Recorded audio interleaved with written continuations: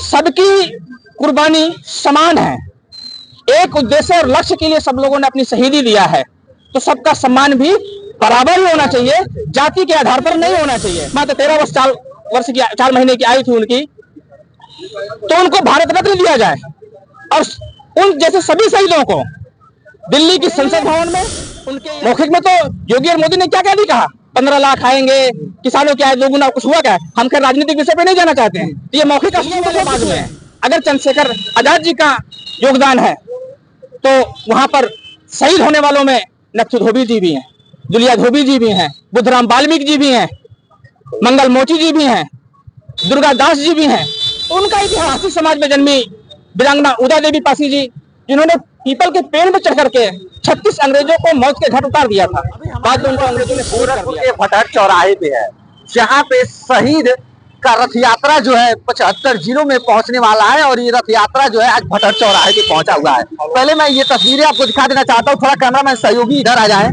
ये जो रथ यात्रा आप देख रहे हैं, शहीद सम्मान रथ यात्रा, ये उत्तर प्रदेश के 75 जिलों में जो है ये जाने वाला है और इसी को लेकर के हमारे साथ जो है विधायक जी मौजूद हैं, उनसे हम बातचीत करेंगे और इस समझने का प्रयास करेंगे कि इसके पीछे का उनका मकसद क्या है, क्या कुछ कहना चाहते हो। सर बहुत बहुत स्वागत है आपका ABC हिंदुस्तानी चैनल। धन्यवाद आपका बहुत बहुत। सर, जिस तरह से आप शहीदों के सम्मान के लिए ये रथ यात्रा निकाले हुए हैं, सर ये बहुत ही सराहनीय कार्य है और इसको लेकर के क्या कुछ रणनीति बना है, क्या चीजें है सर? देखिए, ये शुरुआत तो होती है जनपद देवरिया से। वहां पर 13 वर्ष 4 महीने की अल्पावस्था में शहीद प्रजापति रामचंद्र विद्यार्थी जी कचहरी में अंग्रेजों का झंडा उखाड़ कर उन्होंने फेंक दिया और तिरंगा फहरा दिया था 1942 में जी। उनका संग्रहालय और पार्क वहां पर बना हुआ था और उस पार्क परिसर में उत्तर प्रदेश सरकार द्वारा पर्यटन विभाग का ऑफिस बनाया जा रहा है, जिसका 2 महीने से विरोध चल रहा था। हम लोग भी वहां 3 दिन के भूख हड़ताल पर थे। शुरुआत यहां से होती है।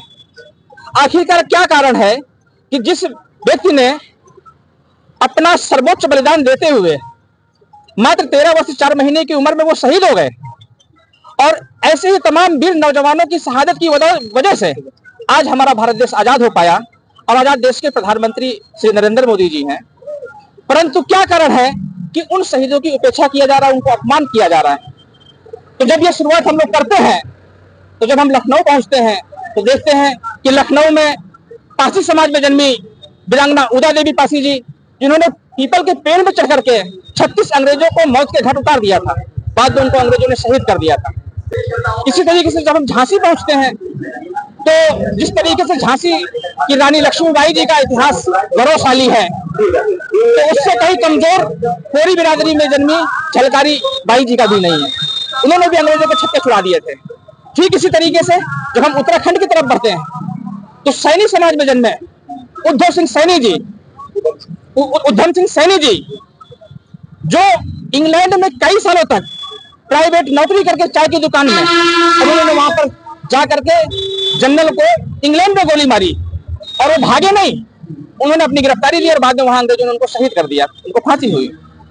ठीक इसी तरीके से जलियांवाला बाग में अगर चंद्रशेखर आजाद जी का योगदान है तो वहां पर शहीद होने वालों में नथु धोबी जी भी हैं, दुलिया धोबी जी भी हैं, बुद्धराम वाल्मीकि जी भी हैं, मंगल मोची जी भी हैं, दुर्गा दास जी भी हैं।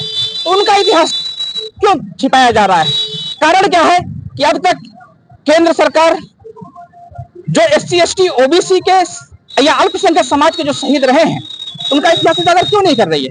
अगर उनको जानकारी नहीं है तो हमारी भारत सरकार से मांग है कि इंग्लैंड की गजेटियर से सभी शहीदों के इतिहास को मंगाया जाए और उनको NCERT की पुस्तकों में शामिल करके उनकी वीर गाथाओं को जन जन तक पहुंचाया जाए। आपके कहने का सर तात्पर्य है कि जितने भी लोग शहीद हुए थे सबको एक समान सम्मान मिलना चाहिए।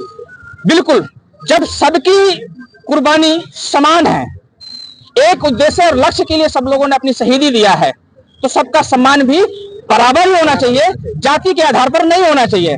हमें कहने में दुख महसूस होता है कि भारत सरकार और उत्तर प्रदेश की भाजपा सरकार शहीदों को भी जाति के आधार पर सम्मान और अपमान करने का काम कर रही है। ये बहुत ही दुखद और चिंताजनक बात है और इसीलिए हमारी सरकार से मांग भी है कि जितने भी शहीद हैं, नरेंद्र मोदी जी अपने चहेतों को direct IAS IPS literal entry के माध्यम से बना रहे हैं। अब तक 394 लोगों को IAS IPS बना चुके हैं बिना किसी एग्जाम के। और कहते हुए दुख महसूस होता है कि उसमें से एक भी SC ST OBC या अल्पसंख्यक समाज का व्यक्ति नहीं है। तो जब मोदी जी अपने चहेतों को बना सकते हैं, तो जिस परिवार के व्यक्ति ने अपना सर्वोच्च बलिदान देते हुए देश के लिए शहीद हुए हैं, उन सभी शहीद के परिवारों को भी लिटरल एंट्री के माध्यम से IAS IPS बनाया जाए। अरे सर, अभी जो देवरिया की बात कर रहे हैं, जहाँ पे प्रेमचंद विद्यार्थी जी के समाधि स्थल के अंदर पर्यटन विभाग का जो काम चल रहा था, उस काम को जो है प्रशासन ने रोक दिया है, इस पे क्या करेंगे? जिला अधिकारी महोदय से हमारी पहले दिन से बात हो रही है, फोन के माध्यम से भी। हमने पत्र भी माननीय मुख्यमंत्री जी को भी लिखा था और माननीय स्वामी प्रसाद मौर्य जी ने माननीय प्रधानमंत्री जी को भी पत्र लिखा था, केंद्र के मंत्री को भी उन्होंने पत्र लिखा था। कई बार जिलाधिकारी से फोन पर भी वार्ता हुई। आजाद समाज पार्टी के भाई चंद्रशेखर आजाद जी ने भी केंद्रीय मंत्री को पत्र लिखा। तमाम राजनीतिक संगठनों ने अपना विरोध प्रदर्शन व्यक्त किया। इस पर तमाम सामाजिक संगठनों ने उसका विरोध प्रदर्शन किया, ज्ञापन के माध्यम से विरोध दर्ज कराया। परंतु जिलाधिकारी के बार बार आश्वासन देने के बाद भी काम कैसे हुआ, वहां पर बड़ा प्रश्न है। जब पहले दिन से हम लोगों की बातचीत हो रही है, अब पहले दिन से एक ही उनका आश्वासन है कि काम नहीं होगा, तो फिर काम हुआ क्यों, कैसे हुआ, एक बड़ा चिंता का विषय है। जब हम लोग 3 दिन वहां भूख हड़ताल किए, तब वो जाकर के काम रुका और अब तक काम रुका हुआ है। लेकिन लंबे समय तक रुका रहे, इसकी कोई गारंटी नहीं है। अगर जिलाधिकारी ये आश्वासन देती हैं कि ये काम नहीं होगा आगे चल के, तो उनको सरकार से बात करके लिखित में आदेश जारी करा देना चाहिए। जब तक इसमें समस्या क्या नहीं मिलेगा तब तक वो आश्वासन जो है मान्य नहीं होगा। नहीं, मौखिक कोई आदेश होता ही नहीं है। मौखिक में तो योगी और मोदी ने क्या क्या नहीं कहा, 15 लाख आएंगे, किसानों क्या है, दोगुना, कुछ हुआ क्या है। हम खैर राजनीतिक विषय पे नहीं जाना चाहते हैं, ये मौखिक आश्वासन तो बहुत कुछ हुए हैं, पर मामला यहाँ पर राजनीति का नहीं, शहीदों के सम्मान का है। इसलिए मुझसे राजनीति इन्वॉल्व नहीं करना चाहते हैं। पर मौखिक कुछ भी नहीं होता है। लिखित आदेश अगर DM चाहती है तो लिखित आदेश जारी करा दे, मुख्यमंत्री चाहते हैं तो लिखित आदेश जारी करा दे, प्रधानमंत्री चाहते हैं तो जारी कर दे। पर मामला अब चूंकि देवरिया से बाहर निकल चुका है, अगर 3 दिन में बात मान ली गई थी तो ठीक है, अब नहीं मानी गई। इसलिए अब हमारी भारत सरकार से मांग है कि चूंकि भारत के सबसे कम उम्र के शहीद प्रजापति रामचंद्र विद्यार्थी जी थे, मात्र 13 वर्ष की 4 महीने की आयु थी उनकी, तो उनको भारत रत्न दिया जाए और उन जैसे सभी शहीदों को दिल्ली की संसद भवन में उनके या तो प्रतिमा लगाई जाए या चित्र लगाए जाए। जगह जगह जो देश भर में जो महानगर हैं, चौराहे हैं, सड़कें हैं, कॉलेज हैं, जो बन रहे शहीदों के नाम से बनाया जाए, उनको सम्मान देने का काम किया जाए। ये लड़ाई हमारी जारी रहेगी। जो शहीद सम्मान रथ यात्रा निकाले हुए हैं, प्रदेश के कितने जिलों में लेकर जाने वाले?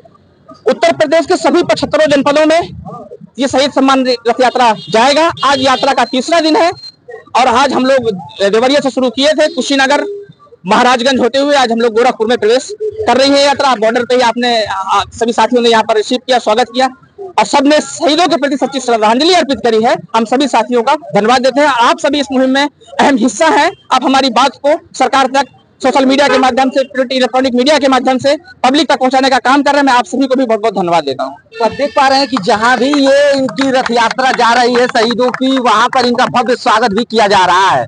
बाकी इस शहीद रथ यात्रा के विषय में आपकी क्या प्रतिक्रिया है, वो आप हमें कमेंट बॉक्स में कमेंट करके जरूर बताइएगा। बाकी देश दुनिया की तमाम खबरों के लिए आप हमारे चैनल के साथ बने रहें। फिर मिलते हैं नेक्स्ट वीडियो में, तब तक के लिए जय हिंद।